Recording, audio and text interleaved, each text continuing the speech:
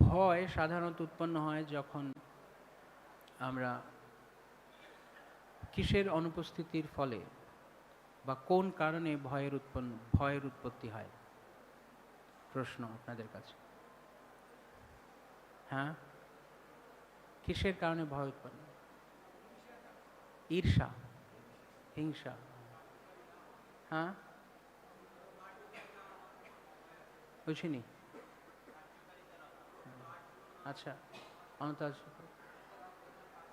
হ্যাঁ, অপরাধের ফলে, কৃষ্ণকে ভুলে যাওয়ার ফলে। হ্যাঁ, আধ্যাত্মিক জ্ঞানের অভাবে, বিশ্বাসের ঘাটতি, দেহ এবং আত্মাকে গুলিয়ে ফেলার কারণে। মোটামুটি প্রায় সব উত্তরগুলো কাছাকাছি। এক শব্দে উত্তর হচ্ছে অজ্ঞানতার কারণ। ভয়ের কারণ হচ্ছে অজ্ঞানতা। অজ্ঞানতা থেকে ভয়ের জন্ম হয়।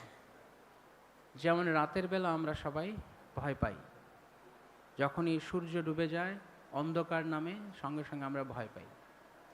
কেন ভয় পাই? কারণ এখন কিছু দেখা যাচ্ছে না।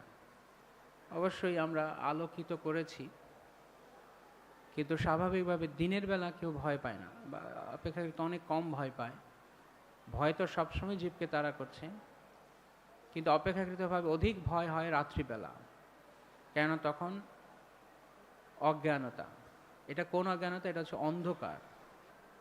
তো ঠিক যেভাবে অন্ধকারের কারণে আমরা রাত্রিবেলা ভয় পাই, কারণ দেখতে পাওয়া যাচ্ছে না। যদি দেখতে পারা যেত তাহলে এরকম ভয় হতো না। আবার ঠিক একই রকমভাবে আমরা দেখি যখন প্রভাতে সূর্য উদিত হন, তখন সঙ্গে সঙ্গে সেই ভয়গুলো সব দূর হয়ে যায়।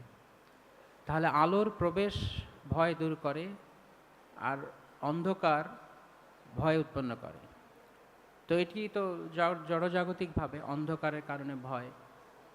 আর আধ্যাত্মিক বিচার থেকে, পরমার্থ বিচারে, এটা ব্যবহারিক বিচার, পরমার্থিক বিচার হচ্ছে এই একই অন্ধকার যখন আমাদের জীবনকে গ্রাস করে তখন আমরা ভয় পাই। তো এই অন্ধকার কি অন্ধকার? অজ্ঞানতার অন্ধকার।